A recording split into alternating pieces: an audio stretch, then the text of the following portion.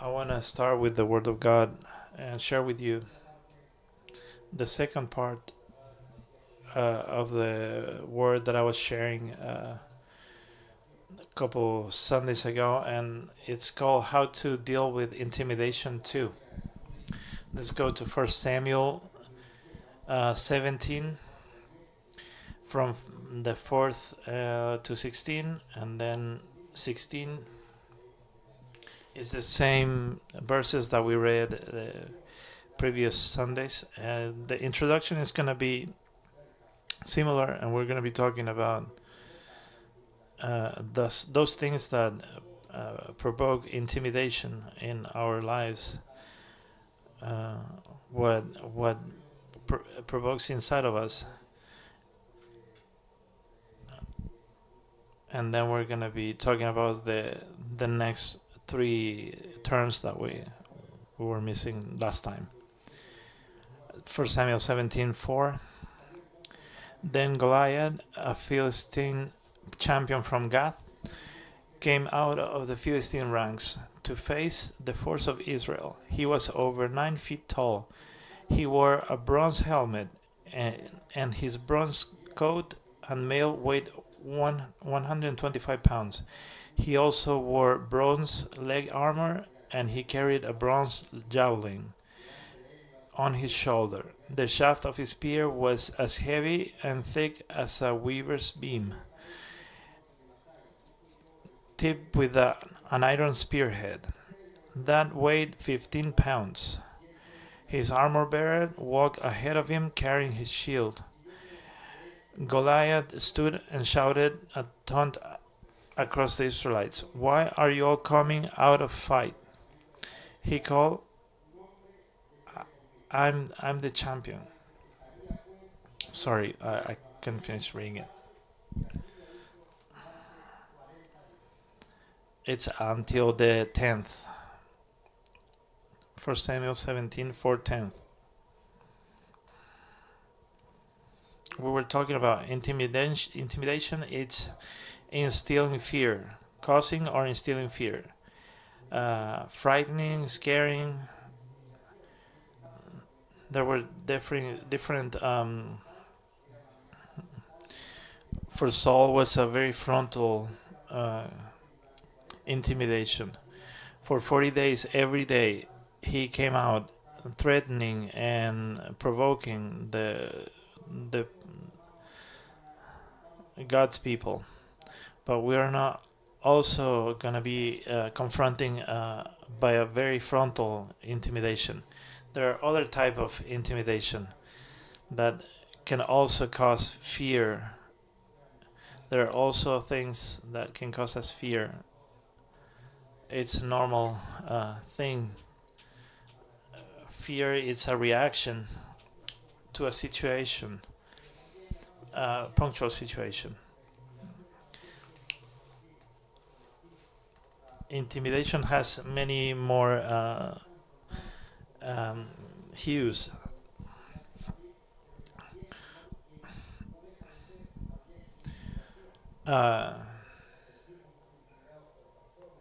When we feel intimidated by other people, maybe who are abusing their authority, and they're very intimidating, and we can feel intimidated by them. Or for a specific situation, we can feel intimidated by a illness, maybe by a problem that we have to confront, maybe a situation, a specific situation. There are many causes for intimidation.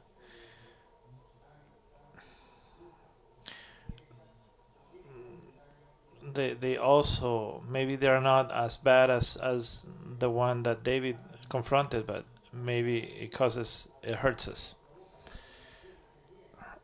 Something that causes turmoil and fear. When the Israelites and Saul, they felt fear, they felt terrified when they saw this 9 feet tall person. they felt fear. Fear is the first symptom that we express when we feel intimidated. When we face a situation of fear or a threat or maybe a diagnostic, the first thing we feel is fear. And we were talking about fear. That fear appears when it's an emotional reaction, when there is a danger, and it's activated in two ways. One is facing it, and the other one is running away or fight. The first option that I have is face it, and the second is to run away. And they opted for the second one, to run away. That fear make them run away.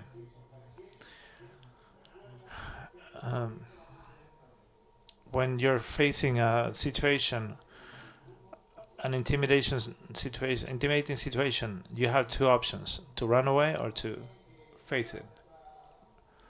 We also talked about that another reaction, that it caused cowardice and isolation. They ran away from his presence. Uh, Cowardice is a lack of courage and valor. Um, the Lord encourages us to be valiant. The Lord is giving us the option to fight, and that responsibility we have it. And what can happen if we run away? It's isolate us, to isolate ourselves so we don't get hurt. If we hide away, we're covered, and isolation takes you to solitude and losing purpose. But it's a logical reaction to fear, and they had this feeling. And that's why, brothers and sisters, I encourage you not to isolate yourself. When you are in a very hard situation, when you are facing a giant in your life, open up, open your arms, open your sight, open your heart. Don't stay alone. Don't isolate yourself. The enemy wants you alone, and he's gonna talk to you in there, and you're gonna be listening to many voices. And I want to encourage you to not isolate yourself. Seek help. Seek rest in other people that may help you. Other reaction that cause dismissal and self-efficiency. They were facing Goliath, and they were afraid of, and they were running away. But when they opt for doing something different, their brothers and sisters, their brothers, they told him, "Why are you doing here? Go back and take care of of your sheep." They were intimidated by Goliath, but what they did, they had a reaction to intimidate another people, and this it's it's an unusual thing, and it's very dangerous, because I'm afraid. But what I do is share that fear with others and try to make them afraid as well. If we're not capable, who is going to do it? If us, that we are people of war, how can you do it if we can't? The dismissal, contempt. You're not going to do it, but you don't let other ones do it. And this is very important thing. The Lord uses the weak to make the strong ashamed. God used David, and David understood the message that it wasn't because of him, that it was the Lord through him. But his brothers, they didn't understand that, and they only thought about them being the fighters, and they couldn't do it, so his brother can do it as well. And also another another reaction was a very negative, um, provoke a pessimistic view on the reality. Saul told, "Don't be ridiculous." It was very pessimistic. You can't, because you are. Look at yourself. You can't do this. The Lord was giving him the way out, but they couldn't see it. He says, like when the Israelites went to take over the land, and they couldn't see themselves other than grasshoppers next to those giants.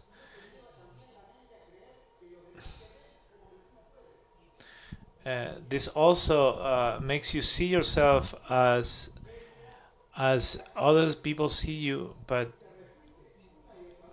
it's not this, what you're supposed to do. And they keep telling you you can't do this, and when you are letting this pessimistic thing, you start to believe it, and you listen to the enemy, and you think that you can't, because you're seeing yourself as the giants saw you, but you have to see yourself as God sees you, and He's telling you you can. As Jeremy's prophecy of the dry bones, you believe that you don't have life, but I tell you that I will blow life into you, and I will put spirit into you, but you don't believe me. And this happens so many times to us. This happened to Saul. This happened to all the warriors. This happened to the people who went to check out the land. This pessimistic view. One of the steps that you have to take to face the giants is to know who you are. Is to know who you are. You're a son of God. You're not anybody. You're the son of God. The second step that we, the need to be courageous. We need to. We have to have this point of courage in our lives to know who we are. A weak identity keeps you down. It minimizes you. It makes you go back. It doesn't let you fight. And the best weapon for you and us is to know who we are. And when we know who we are, we have that courage to give that step because we know who we are. Is to use what we have, the third step. The key is not what you can do, it's in what God can do through you. And that's the key. And that's why David defeated Goliath. He didn't defeat it because he was intelligent, because he defeated him because the key was that God used him. Used what David had to kill Goliath. And sometimes, if you think you have what you have is very little, you can destroy your giants with that, if God uses it. And I want to reflect on this on the next 3 steps to confront the intimidation. The fourth step The first is know who you are, and the second one is be courageous. The fourth is maintaining stability. Verse 17 said, one day Jesse said to David, take this basket of roasted grain and these 10 loaves of bread and carry them quickly to your brothers. And, and give these 10 cuts of cheese to the captain. See how your brothers are getting along and bring back a report of how they're doing. So David left the sheep with another shepherd and set out early the next morning with the gifts. This is very simple. He did 3 things. He got up, he left the sheep in the care of another shepherd, and did what Jesse asked him to do. This is very important when you're facing difficulties. Generally, the great challenges do not warn in advance. There is no alarm that comes off and says, Peter, next week, be aware that you're going to suffer and you're going to face a giant. It doesn't let you know. See that next month you're going to be facing this. Normally, it doesn't give us advice. It doesn't give us warn us in advance. This is what happened to David. David had no idea what he was going to face. He didn't know. He didn't prepare himself. He went there and he didn't know he was going to be facing the giant, but he was stable. He could maintain his stability. It's important to be stable in front of the. It's very important to be stable before and after the trial, to live a stable life. What am I talking about when I say a stable life? To be taking care of our responsibilities. That the enemy doesn't take us with all of our minds and thoughts and everything else. If we lose this stability, we're fragile, and we cannot help another people in the middle of our trials. There are people who think that in the middle of trying, they cannot do another thing that face that giant. And don't ask me for anything because I'm facing that giant, and they leave other responsibilities away. I'm living this situation.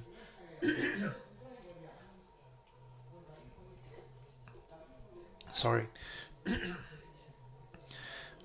We sometimes leave behind all this, the things that we have to do because we're facing a giant, and David didn't do that. He got up in the morning. He left his comfort place.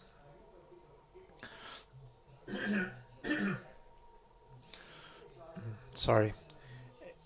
What do you mean comfort? He was there with the sheep in very chilling,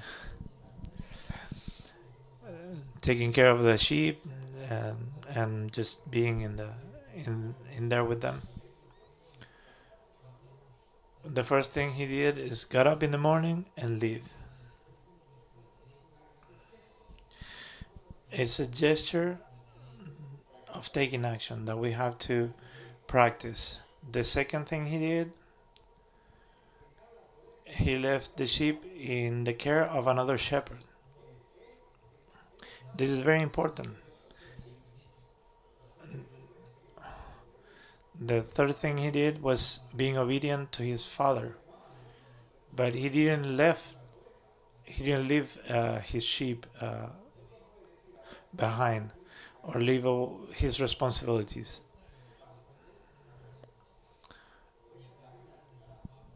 he didn't have an attitude of just leaving everything, and he took care first of leaving his responsibilities taken care of.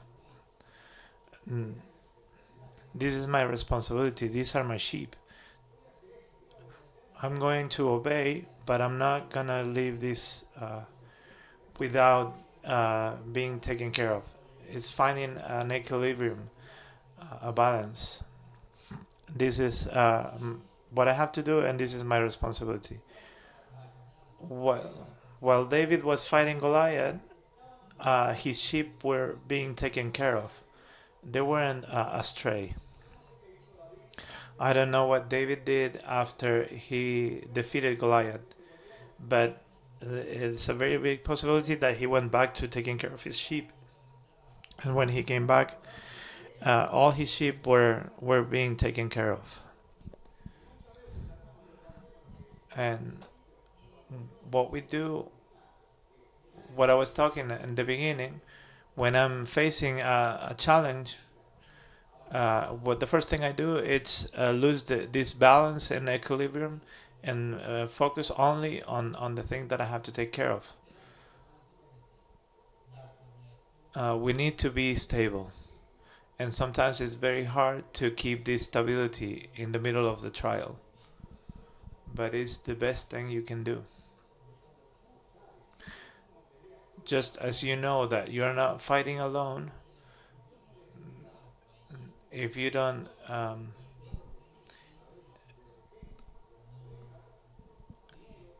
if you keep your responsibilities in mind, God is going to bless you. All those brothers and sisters that you are going to keep you in the moment of trial. It's a very important thing. And he left them in the charge of another shepherd and went to take care of what his father asked him to do. The giants are better faced when there is equilibrium and balance in our lives. The giants are best faced when there are stability and balance in our lives. The enemy will seek by all means to destabilize you in the middle of the battle. The first thing that he's going to want to take out is your equilibrium, your balance, and is to take you away to the side and then shake you. He will seek that you do not take action. He will he will take you to a place where you fall asleep and you not get up in the morning and know that you're a son of God.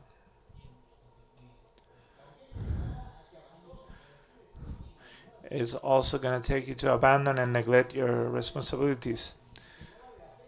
Tell you that it's not worth it what you're doing. Sorry.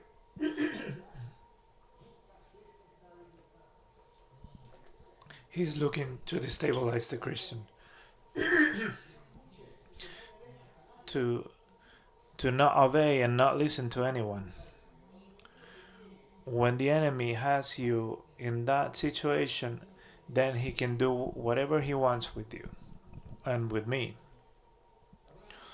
Brothers and sisters, maintain stability.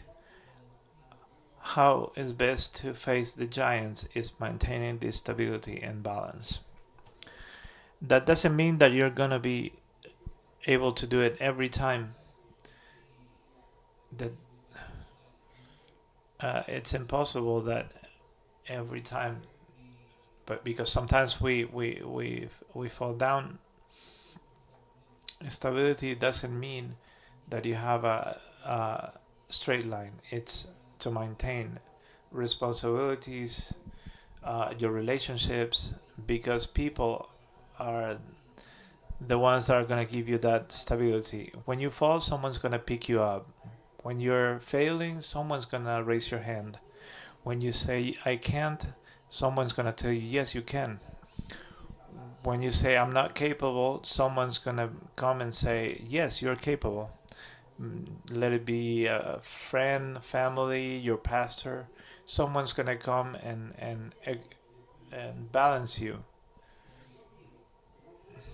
And if I say I can't, if I'm alone, uh, mm, I'm gonna answer myself to that.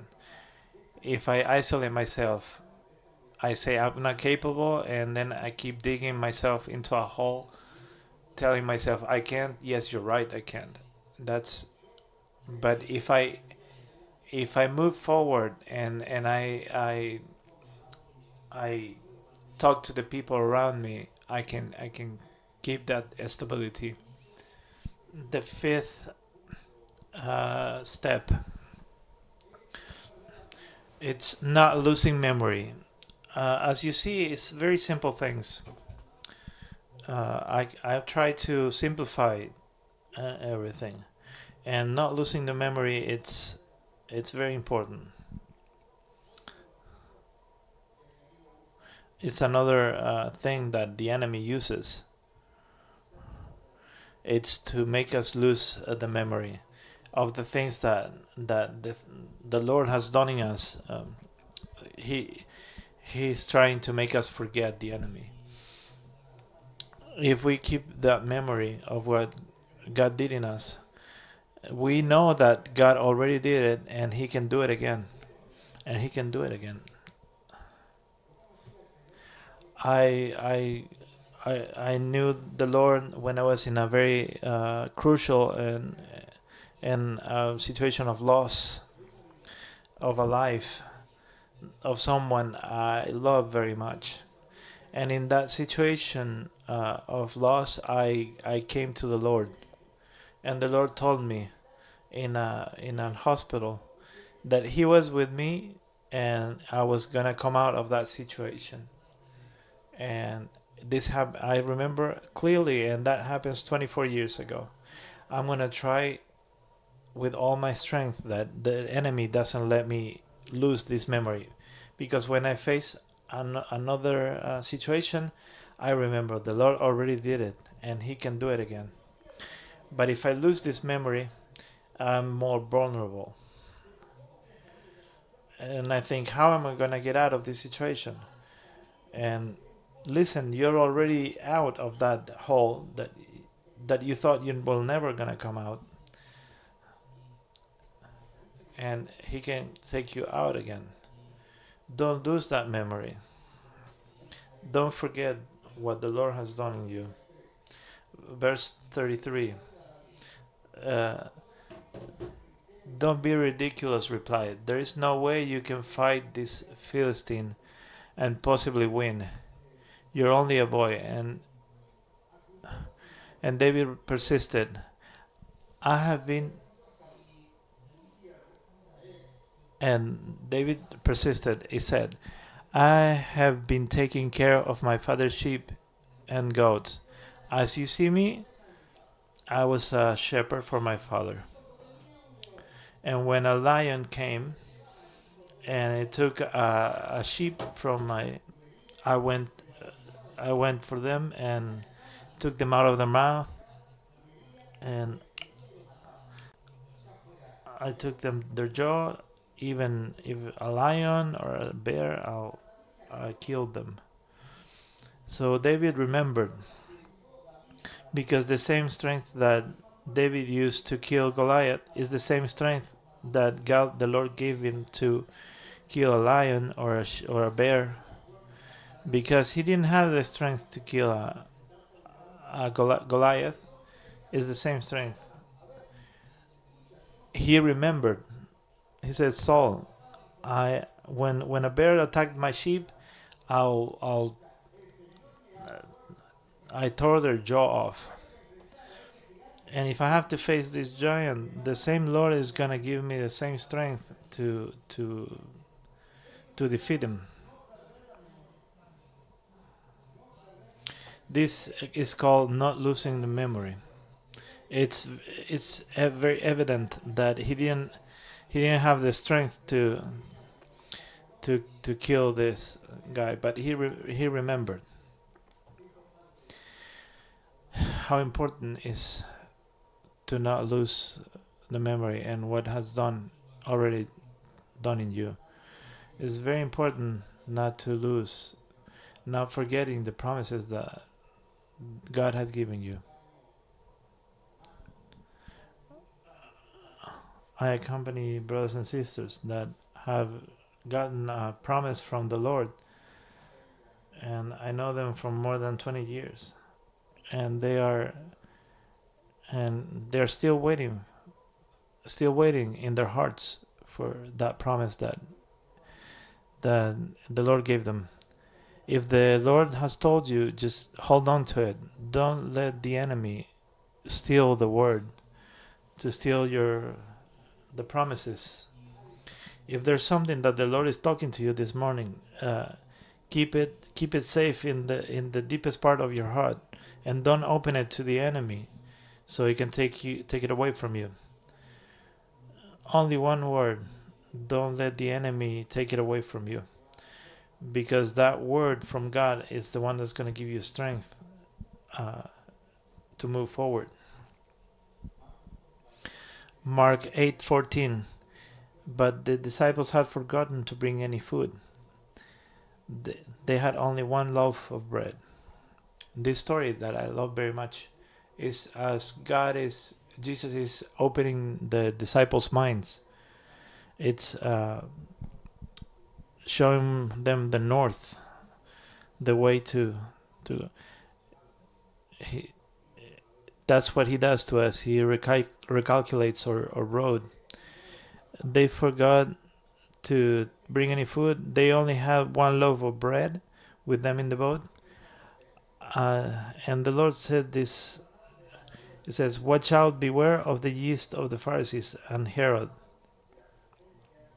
He said, "Keep yourself for being religious, from like the Pharisees, the prideful hearts of the Pharisees." The disciples were arguing. Is it because we didn't bring any bread? He's saying this because we didn't bring any bread. And Jesus knew what they were saying and says, "Why are you arguing about having no bread? Don't you know or understand even yet? Are your hearts too hard to take it in? You have eyes, can't see. You have ears, can't you hear? Don't you remember anything when I fed the 5,000 with 5 loaves of bread? How many baskets of leftover did you pick up afterwards?" They said 12. "And when I fed the 4,000, how many baskets of leftover did you pick?" And they said 7. And he said, "Don't you understand yet? What is missing for you to understand? The problem is that we don't have any bread." They didn't understand anything. The problem wasn't that they didn't have any bread. The problem is that you don't know. And what happens to us is that sometimes we forget. We forget who we are and who is with us. This week I was answering a message, an SMS to a friend, from a friend, and he was telling me this. The enemy. I know that the enemy is not going to take me to hate the Lord, because I'm not going to do it. He's not going to be able to make it. But what he's doing is taking me far away from him, and when I'm far away from the Lord, I will be lost. And that's the enemy is very subtle. He's going to take you apart, and he's going to take you to a place where you lose the word, that you lose your memory. Ana Sanchez, the pastor that was sharing us last week, that the enemy was leaving us orphans. Matthew 13:19. The seed that fell on the footpath represents who hear the message about the kingdom and don't understand it. Then the evil one comes and snatches away the seed. That was the plant that was planted in their hearts. That's when the enemy comes and steals that seed, and you become weaker. The more that he steals from you, the weaker you are. And we have to be very conscious about this, of the importance of maintaining our memory, active memory. Think now what the Lord has done in your life. Not so long, 20 seconds. Think about it. Think what he has done in your life. And that what you're thinking right now is what gives you strength to confront everything. The sixth and last step: knowing that you're not alone. And this is fundamental. Knowing that you're not alone, having the certainty that you're not alone. And David replied, "You come to me with the sword, spears, and javelin." What is missing here? You come to me with a lot of things to confront me. You come very prepared. But I come to you in the name of the Lord of heaven's armies, the God of the armies of Israel. I know that I'm not alone. You can come to me with whatever you want, but the Lord is with me. And this was a conviction. Nothing weakens the Christian more than believing that he is alone. I repeat, nothing weakens the Christian more than believing that he is alone. It's an open door for the enemy. It's an open door for the enemy. It's like telling the enemy, "I'm alone. Take me down."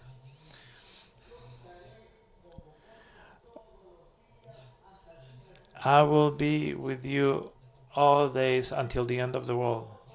I will be with you every day until the end of the world. That's what Jesus says to his disciples. You'll never be alone, ever.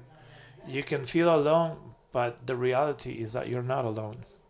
You're not. You're not alone. The other story that we were talking in Numbers, Numbers 14:7-9. And they all said, the people of Israel, "The land we traveled through and explored is a wonderful land. And if the Lord is pleased with us, he will bring us safely into that land and give it to us, as its rich land flowing with milk and honey. Do not rebel against the Lord, and don't be afraid of the Lord, of the people of the land. They are only helpless prey to us. They have no protection, but the Lord is with us. Don't be afraid of them." It was very radical thing.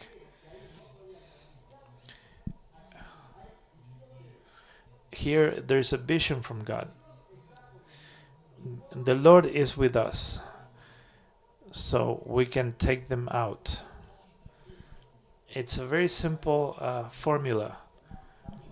Value what God has put next to you. Give value to the church, to your friends, to your family, because that's the way God manifests, through the arms of your friends, people who give you hugs and praise for you. And even if you're still feeling alone, go to your room and pray to the Lord, and I'll guarantee that all that loneliness, the feeling of loneliness, is gonna go away, and it's gonna fill you up of hope and joy. Brothers and sisters, there's only one way of confronting the giants, is taking the hand of the Lord, knowing who I am, confronting situation with our heads held high, and knowing that we're sons and daughters of God. I want to conclude, and I asked the people from Projection, I want to share with you a song that I like very much, and I know it for a very long time. It's a good blessing for our heart, because the author of this song is Julio. He's a pastor from Guatemala, and when he was 46, he was diagnosed with pancreas cancer, and when he died at 47,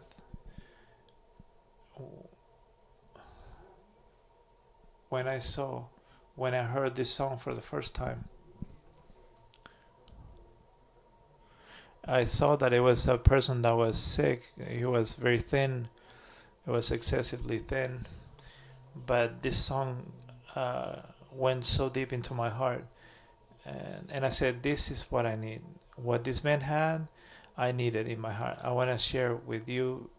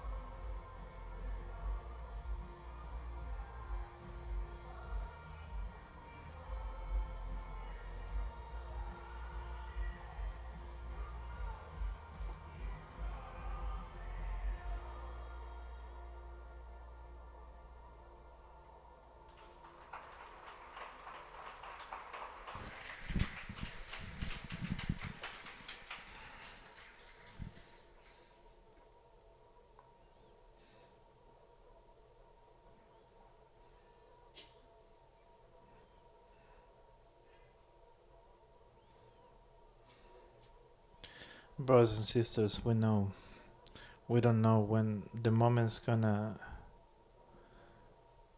when Goliath's gonna show up, but we can be prepared to face it. And this is a challenge that all of us have. And this word, just as the first part and the second part, the word that the Lord put in my heart, it's to affirm ourselves in our faith, and knowing that we're the sons and daughters of God, and that the strength doesn't come from us, and to know that we're now sons and daughters of God, to be courageous and face adversity, be brave, use the weapons that we have, even though we underestimate them. Uh, Always seek to maintain stability, uh, take care and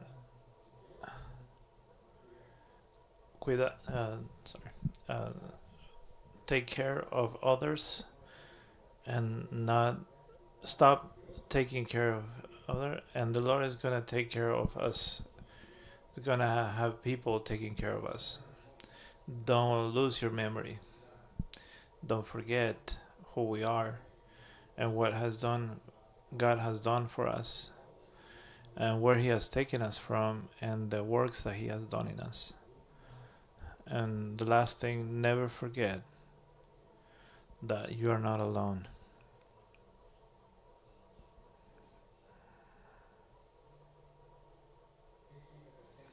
Have this present that is not with weapons and strength that you may have.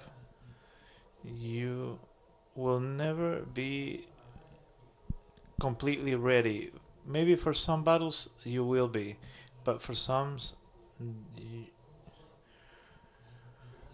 are stronger than us, and we cannot fight alone.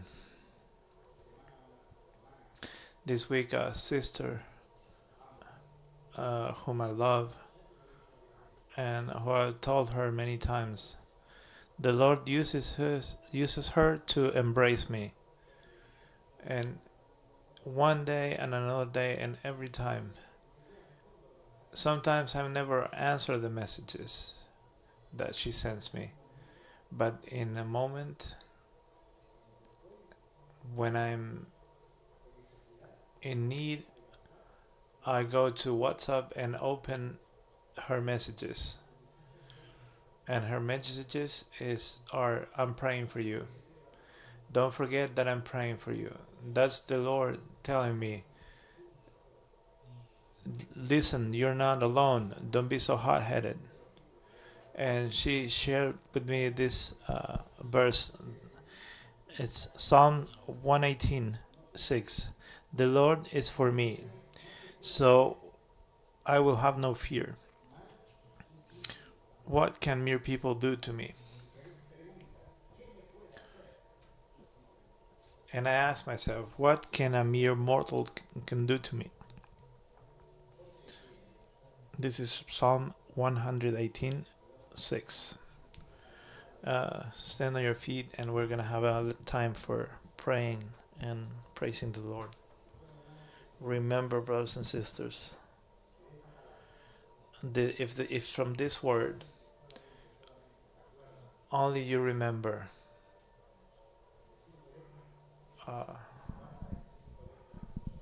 only 5 words, keep those 5 words in your heart.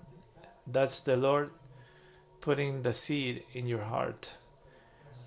Make your heart fertile ground so that seed can grow. This word that you have received this morning is gonna be useful in a moment that you feel alone, or where you're facing a difficulty, or maybe the enemy has you cornered and is wanting to making you believe that you can't. Maybe in that moment the Lord can bring to memory something of this word. So what you keep in your heart today, keep it in your heart, And what you receive next Sunday, uh, keep it again in your heart, and don't let the enemy steal it from you. The seed that the Lord puts in your heart, uh, keep it, and don't let the enemy steal it from you. Praise the Lord where you are.